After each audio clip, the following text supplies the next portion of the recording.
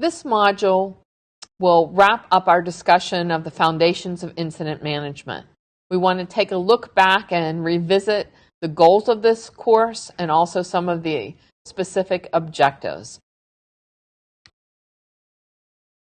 So the goals of this course were to define the nature and purpose of incident management and its role in information assurance and security, and looking at the various processes associated with management, with incident management. So we spent a lot of time talking about the various processes involved with incident management: prepare, detect, triage analysis and response, and protect.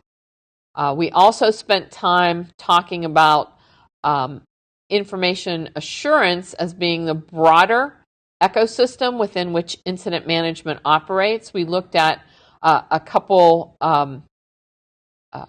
depictions of that larger ecosystem from NIST and also from the NICE initiative, and we saw that there are many different security and information assurance operations out there, everything from vulnerability management to access control, configuration management, change management, media analysis, many different pieces. And we talked about the fact that incident management is one of those processes within that larger spectrum. We also looked at the incident handling process in more detail. We talked about with detection, we talked about reactive and proactive detection, we talked about all the different types of analysis, such as triage, incident analysis. We mentioned, we didn't go into depth about malware analysis, vulnerability analysis, remediation analysis, mitigation analysis, and impact analysis we talked about. We also looked at response. We talked about the fact that there were many issues in coordinating response. We talked about the fact that we have also in response, we have containment, eradication, and recovery. And we have to determine when we're handling an incident if there are any steps in containment and eradication that are appropriate and that we have the right authority and approval for. We talked about the fact that recovery is not just associated with the incident management team, that there may be others such as line of business data owners and information technology staff who may be responsible for actually performing the recovery steps, but that the incident management as a whole needed to look at how those processes were tied in with the overall incident management team's operations. We mentioned that in so many cases there are not common vocabulary for incident management across the whole community, and that it's important for your organization to set its definitions, and if you are working with someone else, to share those definitions. We also shared with you the vocabulary we have for some of the common terms, such as incident management, incident handling, incident response, computer security events, and computer security incidents, and other steps and other terms that were associated with steps in the incident handling process. If we take a look at the course learning objectives and revisit that, we looked at the role of incident management and the fact that we're looking to define a set of both technology and process steps to be able to do consistent and quality-driven notification and communications, analysis and response, documentation and tracking, and coordination and collaboration. We said that incident management is the broader piece that takes into account the protection and the preparation steps of the incident management process model that we looked at that came from the CERT division of the Software Engineering Institute. And we also looked at incident handling as being the detection, triage and analysis, and response steps.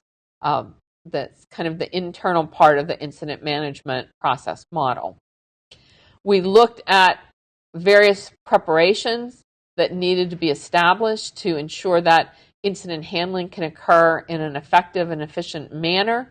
And many of these preparations included having the right contact lists, having your key policies and processes in place, establishing roles and responsibilities for the different members of an incident management team, documenting the incident management plan, having a communications plan, having trusted media if you need to rebuild systems, and identifying who you need to communicate with internally and externally. Those are just a couple of examples of some of the things we said. We talked about detection and reactive and proactive detection, having mechanisms to receive reports, whether they're email, walk-in, phone calls, or from sensor alerts for the security tools that are established on your infrastructure. We talked about proactive detection as far as being able to do risk assessments, vulnerability scanning, penetration testing to try to identify ahead of time any type of threats or malicious activity occurring on your infrastructure. We looked at situational awareness and different sources of information.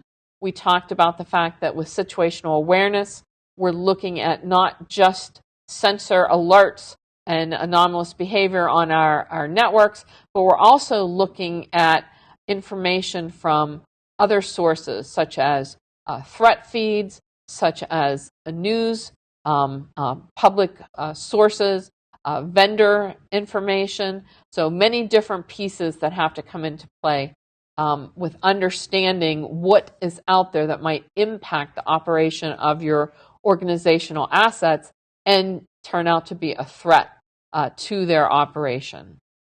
We talked about the different types of analysis, which we mentioned on the previous slide. We distinguished between triage being the first step in analysis where something comes in and you do an initial prioritization and categorization and possibly assign that incident for handling by a more experienced incident handler. And then we also looked at the basic steps in response, remembering that we talked about management response, legal response, and then the more common technical response. We also looked at steps for containment, eradication, and recovery. And we looked at different ways to perform information sharing, some of the initiatives that people are looking at today, and we talked about some of the challenges in having common taxonomies, in having ways to get only relevant information shared, and being able to make that information actionable by the recipient.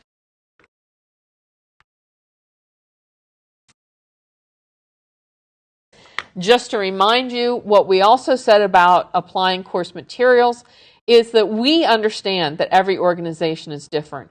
How you perform incident management may be very different from others in your sector or from other types of organizations. We said that we're not trying to be prescriptive. We're not telling you that there's only one right way to do this. We're trying to share with you best practices in this area, things that we've seen be successful for efficient and effective incident management. But at all times, what you need to do is refer to your own organizational policies, procedures, and processes. Understand how those work. And if you've seen something in our materials that you feel could improve the operations at your organization, then understanding that you have to work with your established management to see if there are improvements that can be made. We also said that the examples, suggestions, best practices that we discussed came from our own experience, observation of other incident management capabilities, of the best practices, and also problems that we've seen other teams and other organizations face. You have to define your own incident handling workflow and processes. Now, this was just an example that highlighted for us some of the key steps in incident handling, but you need to look at this and see where your processes might be different. Understand and then build your own workflow your own swim lanes to identify roles and responsibilities and tasks. Having these things established and institutionalized will only help your response process be smoother as you need to coordinate and collaborate with others. So we've said that incident management is a series of processes and that it's designed basically to effectively manage an incident, starting with the initial report or the detection all the way through the end of the incident and any after action activity, any lessons learned review. The outcome of incident management is really to manage the risk to the organization. We're looking at trying to lower any type of financial damages, any lost business. We want to ensure that there are no legal and regulatory liabilities. And we also want to make sure that there's communications to any impacted parties and any stakeholders. We want to make sure that we're working with the right parts of the enterprise and we're working with any trusted external parties to affect our response in a quality-driven manner and in a consistent manner. So we're really trying to resolve issues, limit the damage, and limit the impact to our systems of malicious activities that can occur by malicious actors targeting our organizational assets and trying to either damage them by stealing intellectual property, by taking customer information, or by disrupting our services. So think about the series of processes that will work best for you. Feel free to build upon the processes that we walked through, but again, acknowledge that your processes may be different. The important thing is that you document them and you institutionalize them and you get buy-in from all the key stakeholders.